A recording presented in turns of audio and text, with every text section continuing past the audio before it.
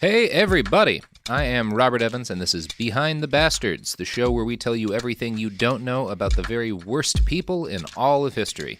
With me today is Laci Mosley, comedian, writer, podcaster. Hello. And, Laci, did you have a favorite book or series of books when you were a young adult, like a teenager? Oh, like a teenager. Okay, I was about to say like Junie B. Jones.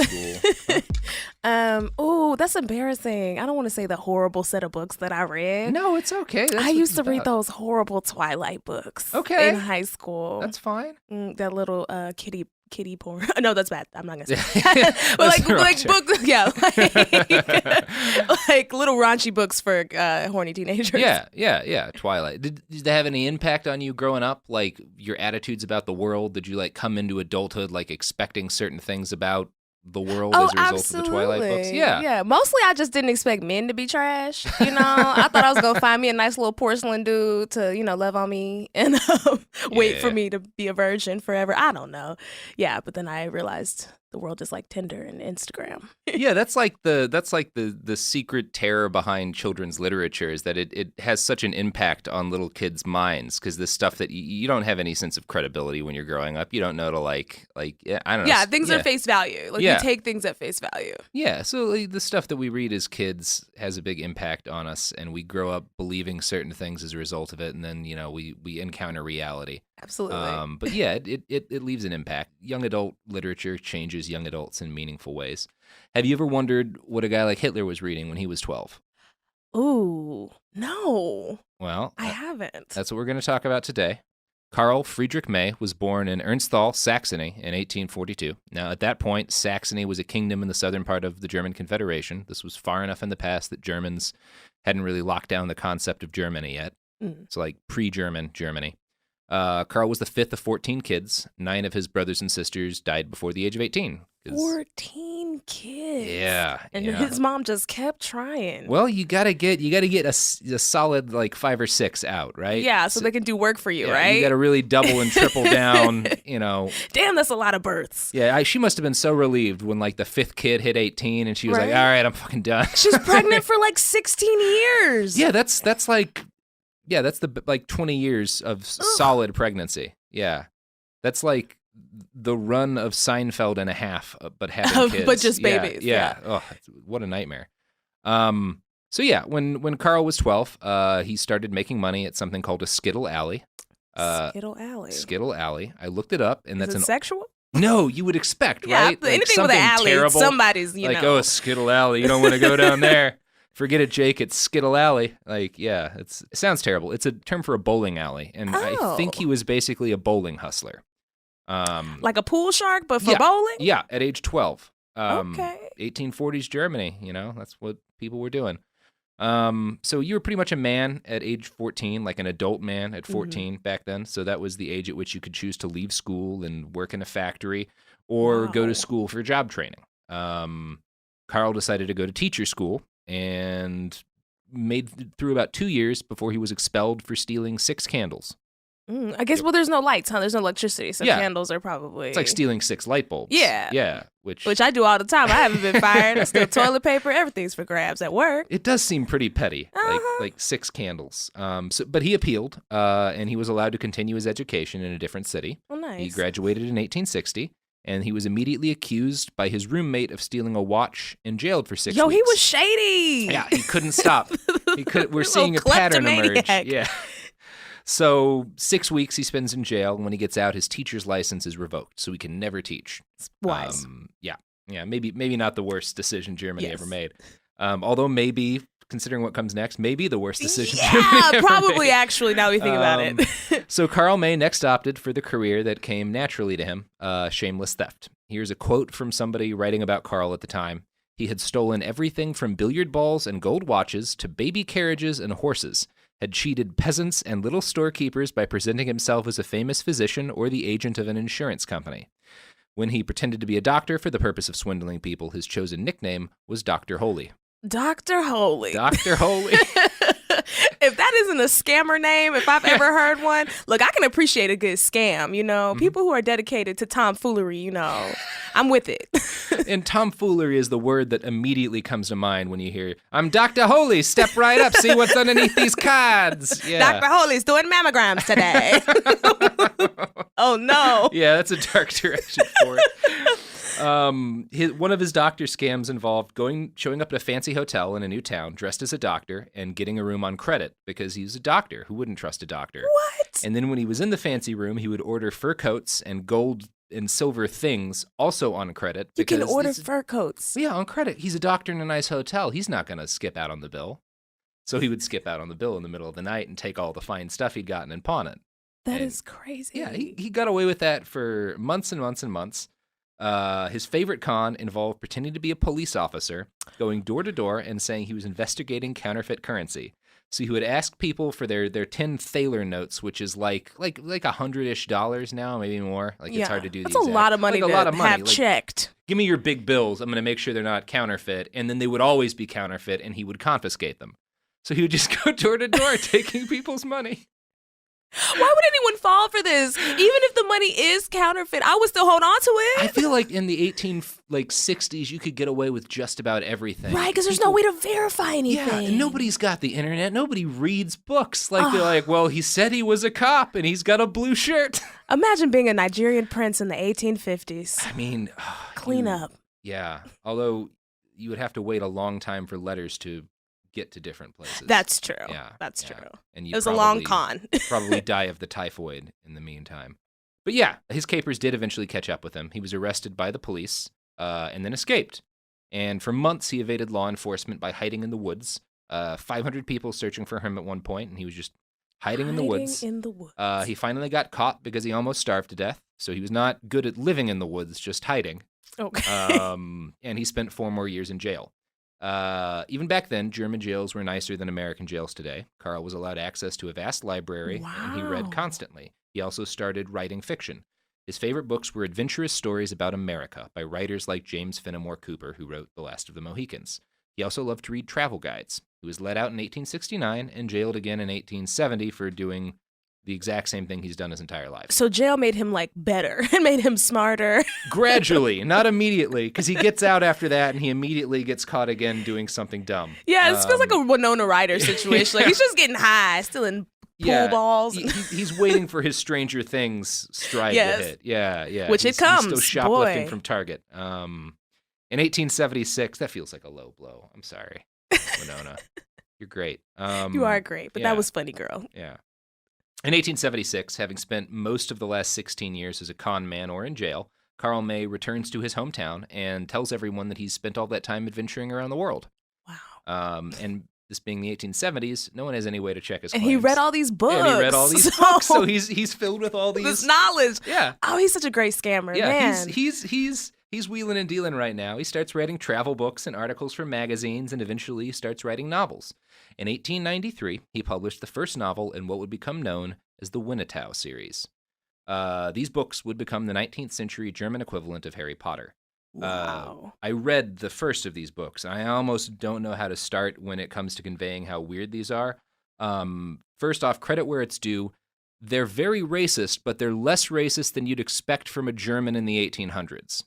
So racism wasn't the main motif that the book is following. It was definitely not the main motif. Okay. It was more like the wallpaper. It's like seasoning for the book. Yeah, like seasoning. Every now and then a slur. But it's like the noble Native American sort of racism where you don't know anything about them, but like you're putting them on a pedestal as opposed to the like old Western films where like they're all monsters or whatever. Like Tom Sawyer-y racism? Yeah, Tom Sawyer-y racism. Yeah, like Inward Jim racism. Cool. Yeah, cool. Yeah. So it's not as bad a racism as you'd expect from a German in this period of time, but it's really bad. Okay. It's really bad. But not distracting from the plot. Like you can still enjoy the book. The plot's nonsense. Okay. Yeah. So Karl May is not a great writer, in my opinion, but what do I know? His character in the book is known as Karl for the first page. Karl is a young German kid who spent hundreds of hours reading about America, and he travels to the Old West to make his fortune. 3 pages in, Karl gets into an argument and knocks out a man with a single punch. Everyone around him nicknames him Old Shatterhand, and that is the name he's known by for the rest of the books. Old Shatterhand. Old Shatterhand. Because that's how Karl thought people gave nicknames in the Old West. Listen. To 18-year-olds. He's all those Germans now, so they're probably still Germans, like Old Shatterhand. Old Shatterhand, Old Shatterhand, yeah. Old West Shatterhand. That's what they call Floyd Mayweather in Germany. See, he's earned that, though. True, yeah, this guy, Karl, has not. Yeah, no, because he's just a liar. So, yeah, Old Shatterhand is like the Mary Sue of all Mary Sues. He can beat up any guy with one punch. On his second day in the Wild West, he charges into a herd of monstrous buffalo on his horse. And in this book, because Karl May doesn't know anything about buffalo are huge and like violent monsters. Yeah, as very opposed strong. To peaceful animals that you are so easy to hunt that we killed all of them. Yeah, because they're not aggressive. So he kills 2 of the buffalo. With his bare hands? No, with a gun, but the next day he gets into a knife fight with a grizzly bear and kills it with a knife without getting hurt. And also, Karl May authoritatively insists that bears cannot climb. Okay. That's definitely wrong. Yeah, that's really wrong. That's like what they're best at. Oh, God. How many uneducated little kids are there just thinking bears can't climb? I suspect a lot of German kids died to bears as a result of these books. So yeah, over the course of 30 some odd books, Old Shatterhand, right after killing that grizzly bear, Old Shatterhand meets his Indian friend, and by the end of the book, blood brother, Winnetow, who is the prince of the Apaches. Okay. That's actually a legit sounding Indian name. I thought it was going to be something like... No, the names are not... He does a better job on the names than you'd expect. Okay. Yeah, the names are not offensive. Not like Angry Wind or like some crazy...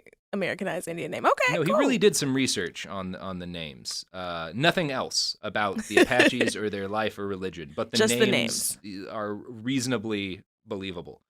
So yeah, Old Shatterhand and Winnetow go on all sorts of crazy adventures for 30 books. Old Shatterhand becomes a chief of the Apaches because they need him as a white guy. Oh, they need a white guy. He's got to teach them about how to be good people. What's a book without a white guy? Yeah, what's a book without a white guy teaching not white guys how to do stuff? You know, as you do. So yeah, that's the kind of book we're talking about here. Okay, it sounds like it would have been made into a movie, like currently. It's been made into like 30. Yeah. So that's where we're getting to. First off, when Winnetow dies in the last of these books, the last thing he does is convert to Christianity. Oh! Yeah, because, of course. Yeah, gotta do that. Gotta get with Jesus. That's what we call white an arc. Jesus. Yeah, white Jesus. White, specifically. almost certainly German Jesus. Blue-eyed Jesus. Yeah, German, blue-eyed, blonde-haired Jesus. I call on him often, tax stuff, things where you need white Jesus. Yeah. White Jesus is so good at taxes. Getting pulled over, I'm like, please, white Jesus, specifically you, come down. That's when you want white Jesus. Yeah, so I believe Winnetow did the right thing. Yeah. So these ridiculous books about the American West wound up being the most popular book series in Germany for young boys.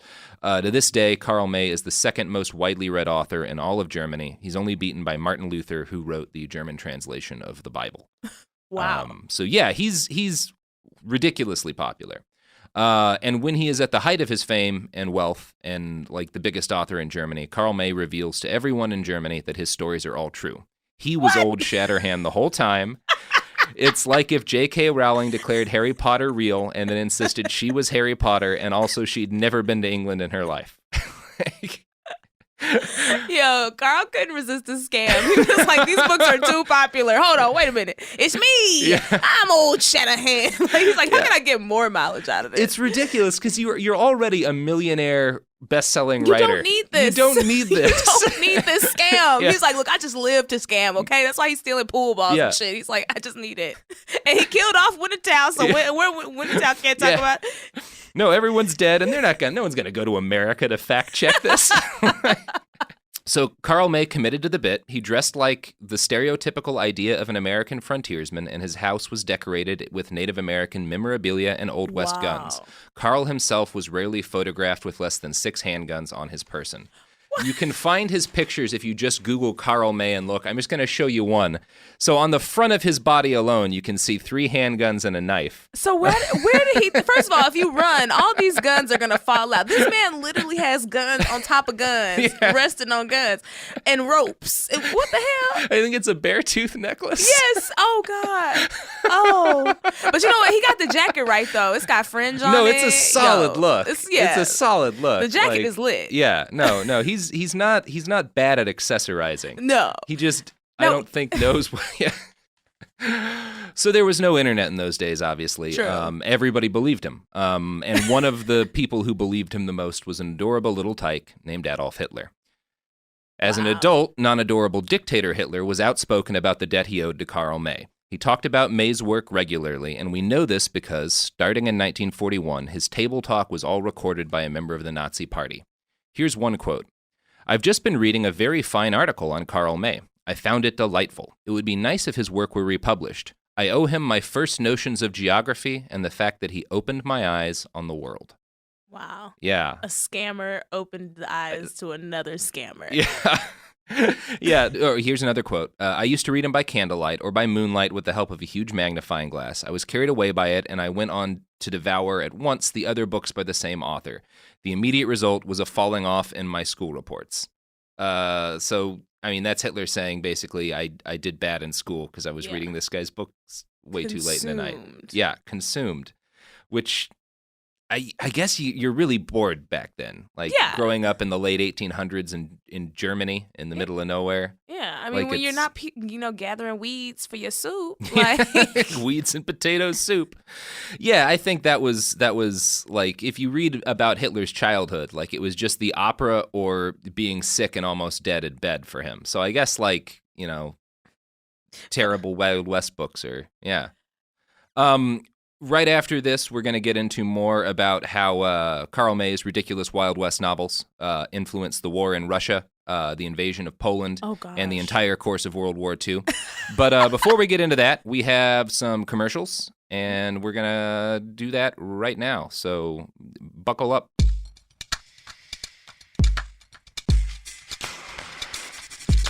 We're back, and we're talking about Hitler's favorite young adult fiction author, Karl Friedrich May, a man who lied about everything, made millions of dollars, and influenced the young, growing mind of Adolf Hitler to a shocking degree. So we're about to get into how Hitler based aspects of his military strategies in World War II off of the Wild West books written by a con man. Who had never been there. who had never even left Germany. In 1933, right after Hitler had been made Chancellor of Germany, Hitler spent his first summer in the Berghof, which was his mountain supervillain fortress lair thing. At one point while he was up there, a guy named Egon came to visit him. I'm fairly certain it's not the Ghostbuster, but I'm not 100% sure about that. So Egon later gave an interview about meeting Hitler during that time, and he recalled being in Hitler's office and seeing a bookcase and wondering, like any of us, what Hitler reads in his free time. And, quote, surprisingly, the majority of the books were the Wild West novels of Karl May. As an adult? As an adult. As the Chancellor of Germany.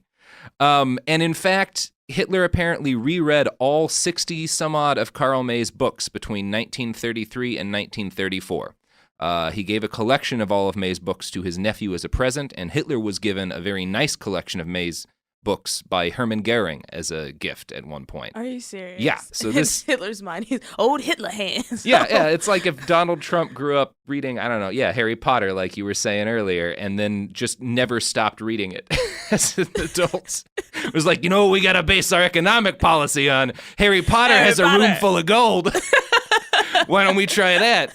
We literally do that, though, so... He is a grown-ass man. He is in charge of Germany, and he is obsessively rereading the Wild West books of a dead con man.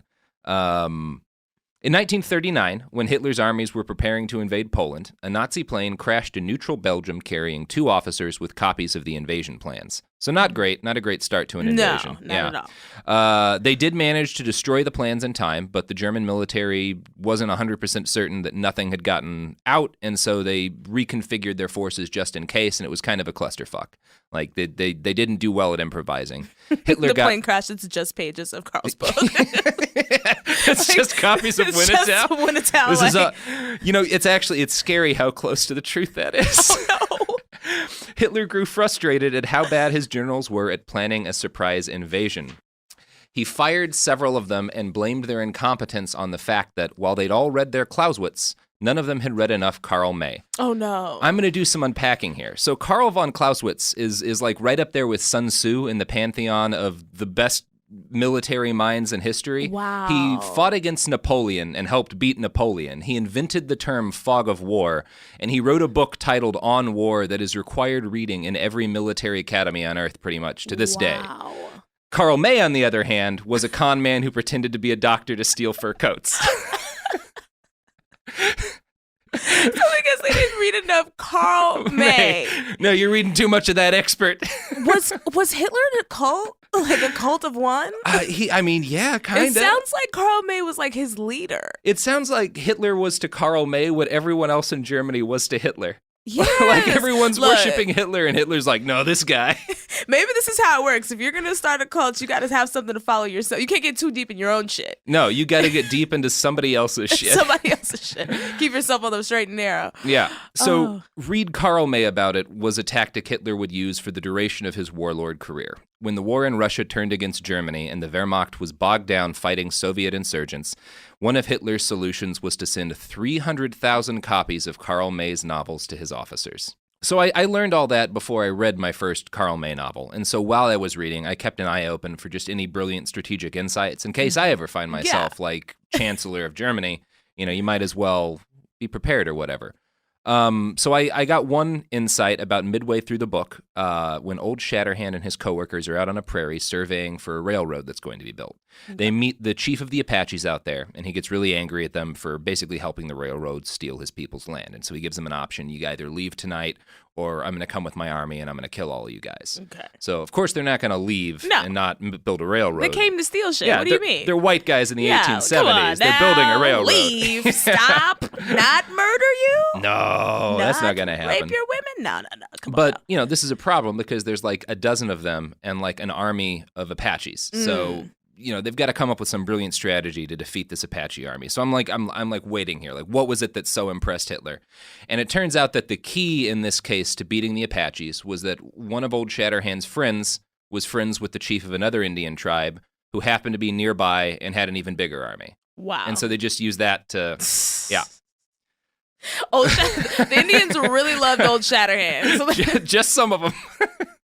They were like, fuck our land. Fuck, like, we're gonna help this white man out. So they call in the homies. Yeah. And so they win because they've just got this extra army that's bigger than the other army. So Hitler's like, all right, got it. Have another army. This is what we need to do. Cool. We need to have another army, guys. What? Well, reading to this brings to mind the real story of Army Detachment Steiner.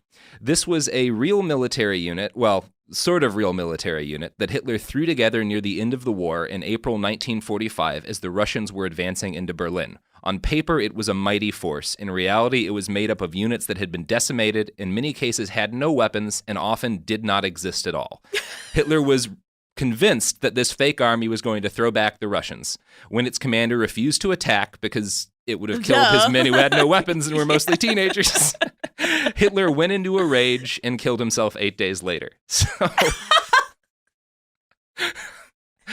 So Albert Speer, Hitler's chief architect and munitions master and whatnot, after the war wrote that Hitler basically treated Karl May like the literary equivalent of comfort food after a bad day of losing the Second World War.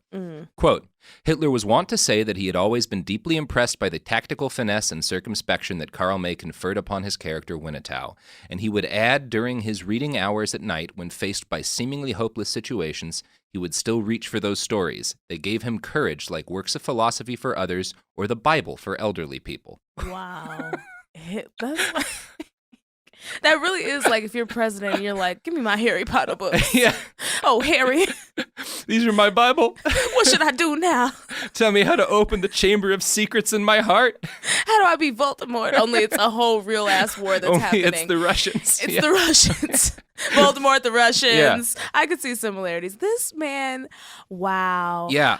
I get it though. Hitler was a scammer. His whole life was scams. He was literally trying to kill a race of people that he belonged to. Well, that was more of a myth. So there's a myth that like Hitler was actually a Jewish guy. Really, that's a myth. It's So there's it's one of those things like it's impossible to get completely definitive evidence. But when you go back to the genealogy that exists, it doesn't seem like it adds up. Like there's no hard evidence. It was a perfect amount of irony for me. It would have been great irony. It is true that his family's original last name was Schicklgruber, and he only is named Hitler because his Shatterhands. He was gonna be Adolf Shatterhands. Adolf Shatterhands. And they were like, "Nah, bro, it's not ringing. It doesn't ring."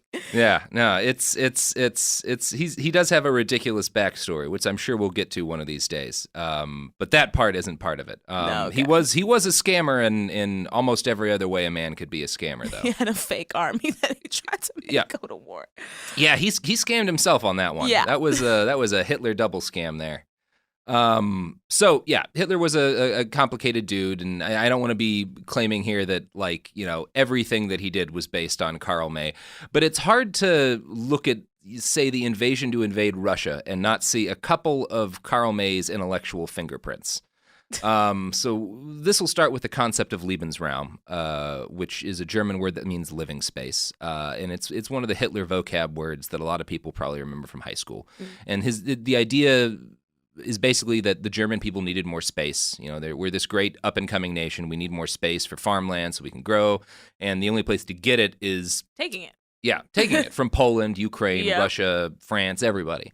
And Hitler, when he would talk about this before the invasions, very much couched it in terms of the American frontier. He believed in social Darwinism. Some cultures were stronger than others, and strong cultures deserve to take the land of weak cultures. This idea is in full display in Karl May's work. The Native Americans are portrayed as a doomed but noble people. It's taken for granted that their struggle is destined to failure and that it's perfectly normal for white people to move right on in and take their land.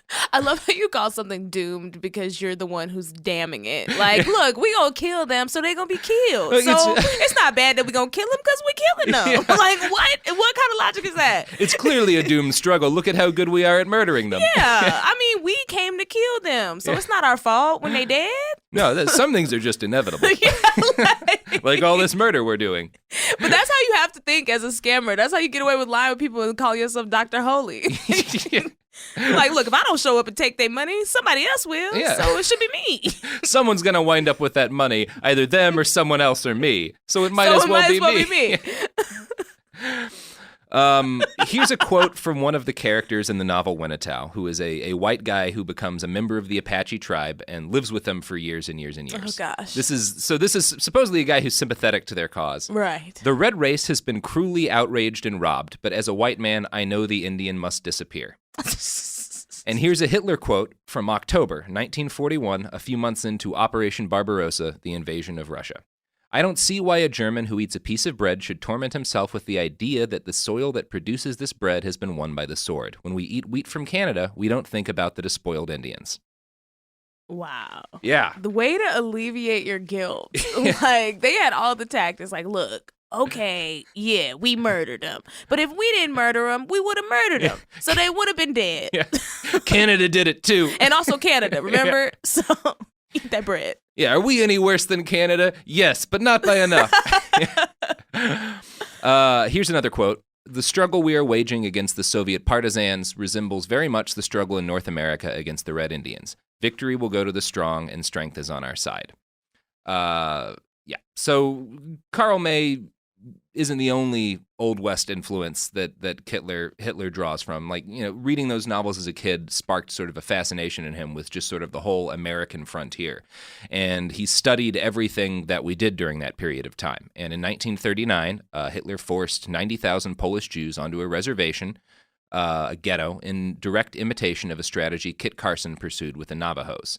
So a lot of Hitler's interest in the Old West was based on real history, but that obsession with real history was sparked by Hitler's own admission by Karl May's Old West Fake novels. history. Yeah. Did he ever realize that it was fake? Did Hitler think that these stories were true? Because remember, Karl came out and was like, this is me. Yeah, I think Hitler went to his grave believing Karl May had never told a lie. Wow. Because the actual Karl May was a pacifist. You know.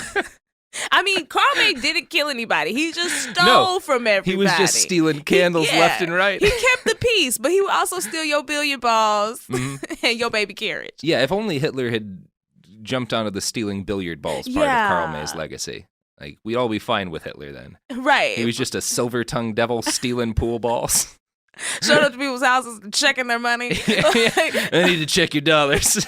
Oh, Hitler. Hitler. Got away again. Yeah, he would literally be a chaplain figure then. Oh, absolutely. Yeah.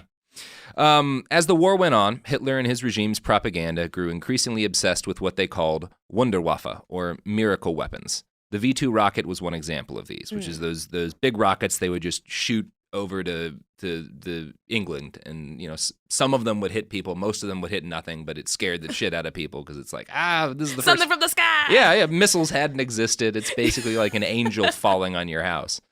You can make a case that Hitler's love of super weapons and his faith in the ability of these wonder weapons to win the war started with Karl May. See, Old Shatterhand and Winnetow were often heavily outnumbered on the plains by bandits or hostile Indian tribes or groups of evil criminals or whatever, but they always came out on top. One reason for this is that they had weapons that were, by 1870 standards, wacko space guns. Like what? Like a slingshot? No, Old Shatterhand had a repeating rifle that he claimed, and again, he said this was a real gun that he really used. He said it could fire 100 rounds a minute and was effective at more than 1,500 yards away. Now, for comparison, in 1865, like 5 years before these books are set, a good soldier, like a vet, is putting out 3 or 4 bullets a minute from 200 yards away. So Karl claims he's got a rifle. AR-15. Yeah, Karl claims he's got an AR-15 out there on the plains that and he can carry 1,728 bullets because they're very tiny but very deadly. And it's a really specific number. It is. I don't know why that's like an odd one to pick. Because when you lying, you gotta, usually you get heavy on the specifics. Yeah, I picture him like putting thousands of, no, Karl, you gotta be specific here. Yeah, no one's gonna believe that. What sounds believable? 1,728. There we go. And when Hitler was a kid, in the time before World War I, there were regular rumors in Germany, stoked by Karl May himself, that he was going to give his special secret rifle to the Kaiser so it could be used by the German army. Wow. So May, as a kid, was saying, like, it's okay. I know we're surrounded as Germany and we've got all these enemies, but I got this super space gun and I'm going to give it to the king and it's going to be all right. We're going to win this war with my space gun. He could not quit lying. No. He already had money, he had fame, and he was like, what else can I get? Political influence with a fake-ass space gun. Yeah, he's like a guy who wins the lottery and then is like, I'm going to spend all this lotto money on more lottery tickets. That's the smart fucking play. Yeah. Listen, this is really like empowering my life. You know what I mean? Yeah. The next time I have an opportunity to lie to somebody or defraud people, like, I would take it. Because if I don't, somebody else will. Somebody else will. And who knows, the frauds that you commit might wind up inspiring the next Hitler, which is what everybody wants. Everyone. Yeah. Now, we've got some more of those commercials, old capitalism ditties to sing. Good times. So we're going to get into that next. After that, we're going to get back into how Karl May's ridiculous novels influenced Hitler's ideas of what America was going to do during the World War II, and also how Karl May's ridiculous con story actually ended. So all of that after some ads.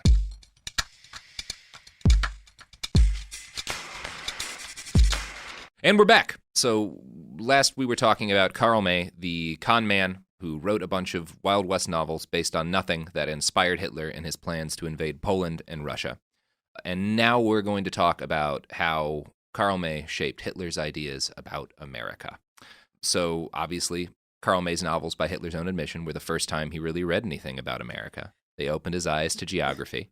And in May's novels, America is a land dominated by German immigrants. Almost every white person in the story with a speaking role in these novels is a German transplant. Wow. In the first book, Old Shatterhand, a German, heads west and meets his mentor, who also happens to be a German, and they stumble upon an old man who's been living with Apaches for years and also happens to be German. Shocking. This pattern continues for dozens of books. Wow. Like almost every new person that they meet who doesn't suck is a German who just moved to America. So it's like, oh gosh, was Hitler's like overall goal like he's just gonna keep spreading until he gets spread into America? well, he thought America was doomed by its diversity, but he also thought America had a chance to survive because there was a huge German population in America. So if he could get those Germans in charge of America and just push everyone else into the sea, then America had a real bright future ahead of it.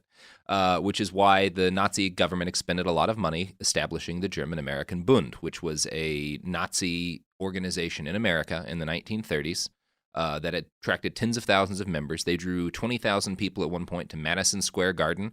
Wow. Up in the Pacific Palisades, there is a house that's currently a graffiti sanctuary that was bought as a resort for the Nazi elite.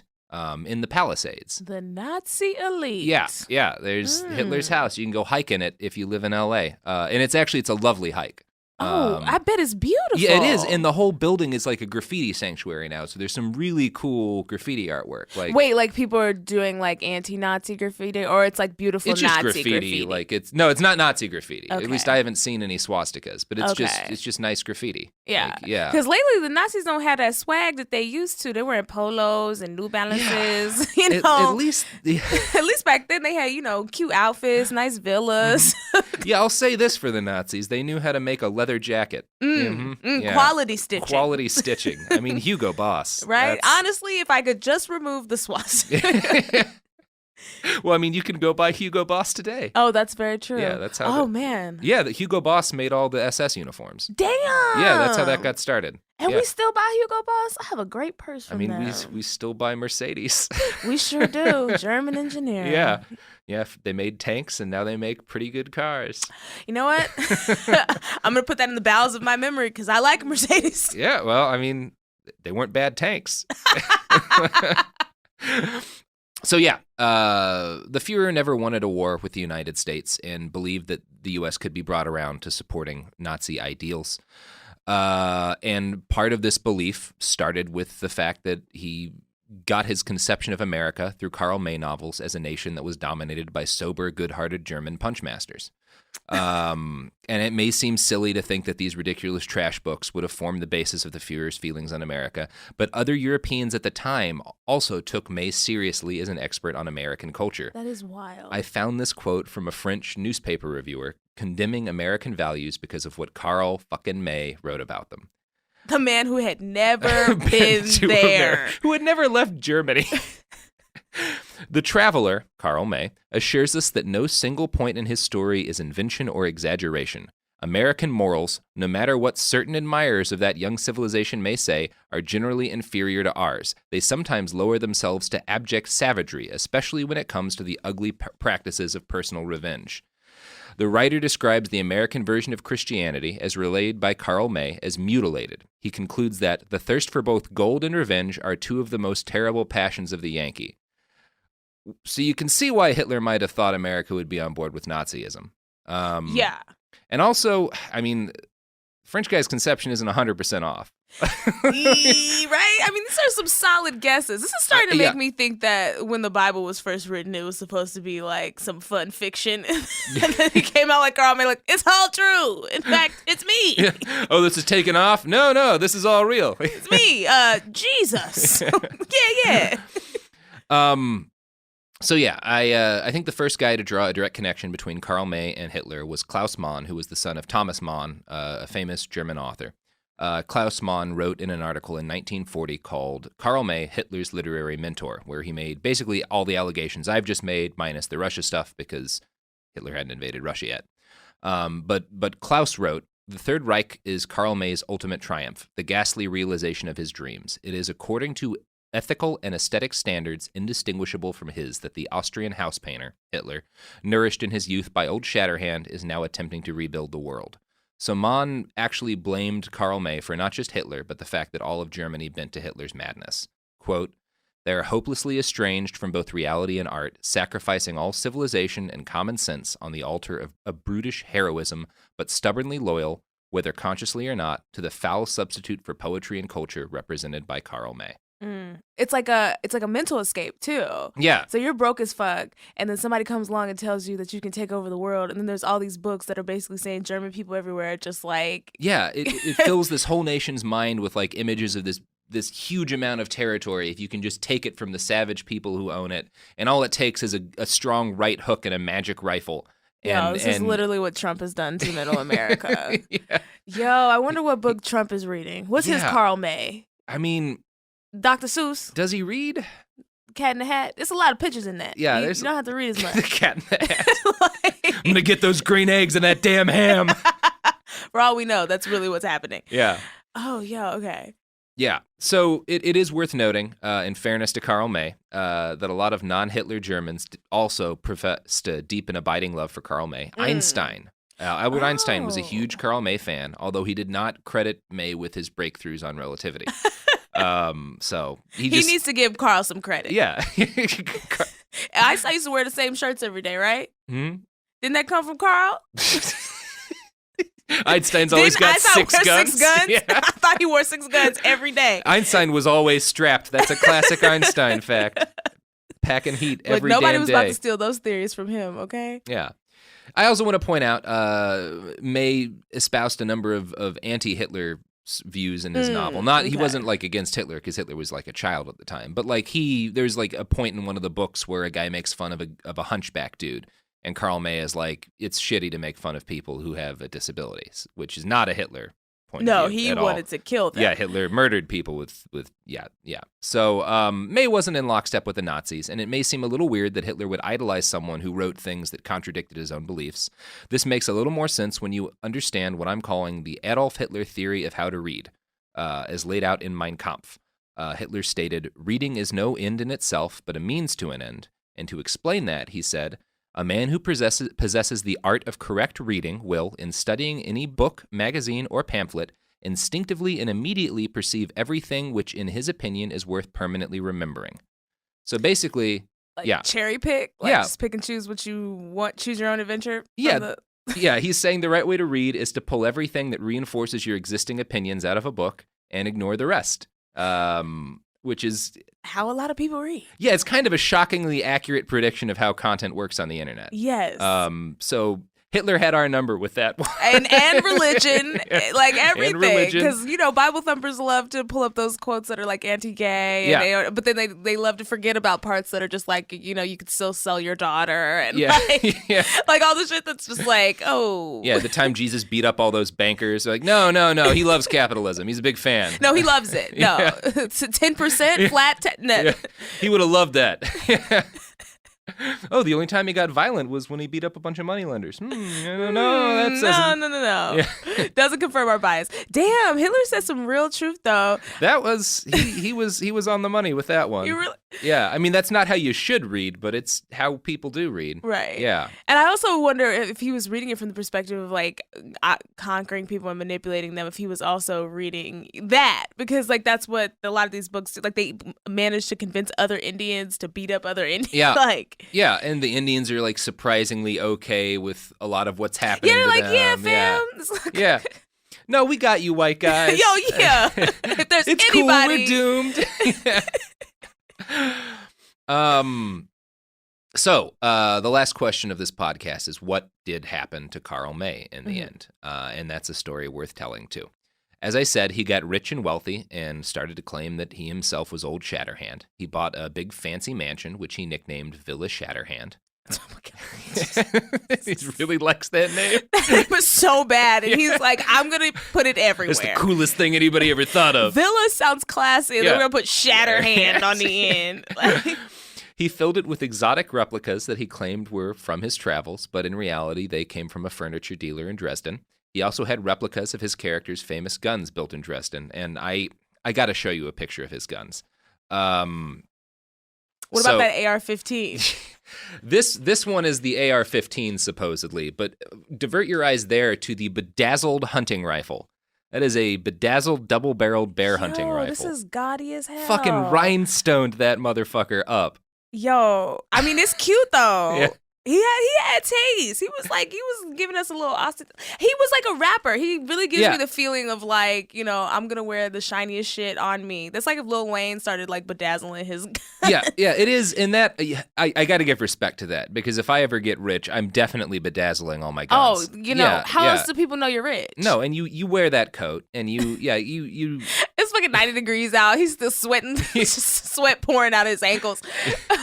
We're criticizing Karl May for the Nazi stuff, but not for the fashion stuff. No, if anyone knows how to purport a lifestyle that they are definitely not living, it is him. It is Karl May. Like, if they had cribs back then, like, you know, Villa Shatterhand would have been lit. Like, this is the skin of a bear I totally killed. Yeah, literally. It just says Macy's on the tag. Right? Yeah, that was the bear's name. He's like, I got these from some Indians, Crazy Foot and and Birdman. Yeah. Birdman. His name was Birdman. Yeah. It's in my book. He's like, oh, this shit looks like it came from Dresden. Oh, no. So wait, does the guy in Dresden know all his secrets? Does he know that? He must have, right? There has to. Maybe he was just getting so many gun orders that he was like, if I tell, this money train ends. Oh, listen, I keep all the secrets. Yeah, you can trust a gunsmith who bedazzles rifles. I'd have a store of exact replicas of everything in Karl May's house, just like, no, he got it from America. Yeah, no, those are the guns he used to fight a bunch of frontier wars on his own. Yeah. So by age 56, Karl May was at the height of his fame and influence. He claimed to speak more than 40 languages and to understand more than 1,200. Wow. Yeah. So it's like that lady who was doing fake sign language. Like, Karl May's out here doing translations. Yeah. Yo, 56 though. He lived hella long. What? 56 is hella long. He was back in the day. I mean, all his siblings died. Like, he did live long on the curve that his brothers and sisters sat. Yeah. So he didn't die at that point though. This is the height of his fame. He was so popular that during one speech in Munich, firefighters had to be dispatched to disperse a crowd of his fans. Wow. That's like some Beatles shit. He claimed that he had only 2 great missions left in life: a visit back to see the Apaches and a trip to see the Sheikh of the Hadadan Arabs, which he also wrote a bunch of books set in the Middle East that he also claimed was based about him. Where he does the same stuff, but in the Middle East. So his last 2 goals in life are 2 fake things. Yeah, his last 2 goals in life are more lies. I just haven't told quite enough lies. Damn, like you could have given us one real thing. He's like, no, like lies are his achievements. Yeah. Obviously, he's like, last 2, I gotta fraud out some people in the Middle East. The hundreds of millions of books I've sold are nice, but it's my lies that keep me warm at night. Yeah. If you gotta be passionate about something, okay? So in 1899, he came under a storm of criticism. A collection of his very early works was republished against his will, and these writings were semi-pornographic. Oh. I have not been able to find them, which is a tragedy. Damn. He has some erotica? Yeah, he was apparently writing erotica or semi-erotica early in his career. I pulled out my bedazzled gun. He sued for defamation of character, but this began a surge of interest in Karl May's actual documented past. So May panicked, tried to cover his tracks. He had the original plates of those photographs of him in costume thrown into the Danube because like the pictures had been edited and he didn't want people to see that they'd clearly been taken in a photo studio. So he started the little Bow Wow challenge. Yeah. His doctorate was found out as fake. He'd also spent years pretending to be a doctor. Right, he was Dr. Holy. Well, no, he pretended to be a doctor again. No. And after he was a famous author, he also lied about being a doctor. He went back to being a doctor. You already a famous author. Well, but Dr. Shatterhand is a pretty sick name. Dr. Shatterhand, the Lord Jesus. So... I love this guy. During the course of the lawsuit against the people who published his porn, his criminal record was uncovered. No. And worst of all, it was discovered that he'd never actually been to America. Damn. Karl May published an autobiography in 1910 to try and rehabilitate his image and defend himself. Among other things, he claimed that his famous candle theft, you remember the 6 candles he stole? He claimed that was so he could give his sister wax scraps as a Christmas present. Okay, well, I know they was eating rock soup, so I know wax scraps might actually be nice. Here's your wax scraps. Also, that's still not a good excuse. You stole 6 candles so you could give your sister scraps. A terrible gift. Not even the whole candle. You're not even going to give her the candle directly. No, she doesn't want candles. She wants scraps. Okay, fam. That was not. Is she dying? You should at least say she was dying. Yeah, just make a better lie, Karl May. He's such a good liar. He's such a constant liar. But all the controversy did prompt the elderly Karl May and his wife to visit the United States. They made it as far west as Buffalo, New York. Wow. So Karl May died in 1912, but his ridiculous books lived on. In the 1960s, they were made into a series of Euro-Westerns that are credited with saving West Germany's film industry. There's still a Karl May festival in Germany every year that draws tens of thousands of fans. Thanks to his books and the fascination for Native American culture they ignited, Germany has a thriving Native American cosplay and festival industry to this day. Oh, no. So in one of my previous jobs, I interviewed a guy who was a Native American and a professor, and his whole job is like busting people who falsely claim to be Native Americans to like sell products and stuff. Yeah. And one of the things he pointed out is that some of the world's best living speakers of languages like the Sioux language are Germans who learned it so that they can cosplay better in these gigantic festivals. You are kidding me. It's a huge. You can find these insane pictures online of these German Native American festivals and it's all white guys and ladies dressing up in costume and like not bad costume. Like a lot of these people, like some of them like authentically like hand chip their own stone axes and stuff. Like they're really into it hardcore. So they're not using Karl May's descriptions. No. Those were all lies. Because everything Karl May wrote was a lie. No, they've gotten better since then. Oh my God. We'll put some of the pictures up on the site and in social media. There's some great ones of the movies where they cast just the most ridiculous-looking man to be Old Shatterhand. He's just like throwing gigantic rocks. Cardboard rocks at people. Yeah, you owe it to yourself to look at these. They're insane. It looks a little bit like a Star Trek episode set in the Old West, like that level of production value. So yeah, thank you, Karl May. Yeah, I'm really proud of him. This is what I will say. Like, if you're passionate about something, like, and obviously Karl May was passionate about lying to people and fraud. Mm-hmm. Like, it didn't even matter what he was lying about. Like, but he dedicated his whole life to just being a liar. Yeah. And I can't knock somebody at that. Lying was his passion. Yeah, you have to respect that much consistency. Right. Like, if someone just tells a few petty lies to get out of problems, that's not respectable. But if you lie your entire life, even after you no longer need to, for no reason than the art of being a liar. You could always count on Karl May not telling you the truth. Whatever he was going to do, it was going to be not just a lie, but like the boldest lie. Like very fantastical. It's not even going to sound real. Because like most liars who might have been like, oh, I traveled to America as a young man, and I met this guy, and he told me his stories, and that's what these books are based on. But like Karl May's like, no, I'm him. I'm the punch master who can't be beaten. But it wasn't, he never wanted to be him until he blew up. And then he was like, wait a minute. It was me the whole time. Which I gotta say, like people talk about how J.K. Rowling has kind of gone a little bit wacky in her fame and like all the new stuff she releases about her characters and whatnot and her social media presence. But like, she's got nothing on Karl May's game. No, because she never is like, I am Harry Potter. I am Harry Potter, and this shit's all real. I used to run through the platform. Y'all ain't never ran through the platform before? Just give it a shot. Oh, God. Everyone's dead. Oh, man. Karl May, big ups. I wish that I had known him back in the day. Yeah. Like, also, I kind of wish that I had lived in that time. Like, think about now how hard you have to work to scam people. Yeah. Like, back then, you could really just say anything. Yeah, no one's Googling you. You just go to the town over, and it's like a new planet. Like, I'm a doctor. They're probably not even that far apart. So it's like probably 5 miles away. The communication. You think that guy's really a doctor? I don't know, man. He was born 10 miles away. There's no way we can check up on him. There's no way. There's no backtracking. We just gotta believe him. Look, he got the outfit on. He got look at that coat. Coats. Yeah. Who has a white coat and isn't a doctor? He's got a bag with a medicine sign on it. Yeah, that's all you needed. It was an imagination. Man, millennials would have done great in that time period. Yeah. We have such great imagination. Maybe it'll come back. Maybe this whole internet thing will collapse and it'll be like a whole world of Karl Mays. That's my dream. That's everyone's dream now. Yeah. All right. Well, that's our podcast for today. Laci, you got anything you wanna plug? Drop in here. Oh, sure. You can follow me on Instagram if I ever get my phone back at Diva Laci, Divalaci. My Instagram stories are basically Karl May. It's just me creating fantastical frauds. Yeah. I actually frauded my way into All-Star Weekend this year without a ticket. Oh, nice. Yeah, I was reading some Karl May books. I was like, this is my destiny.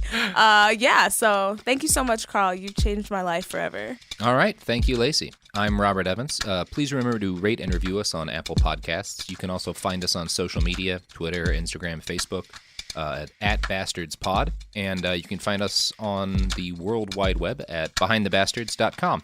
That's all for this week. See ya.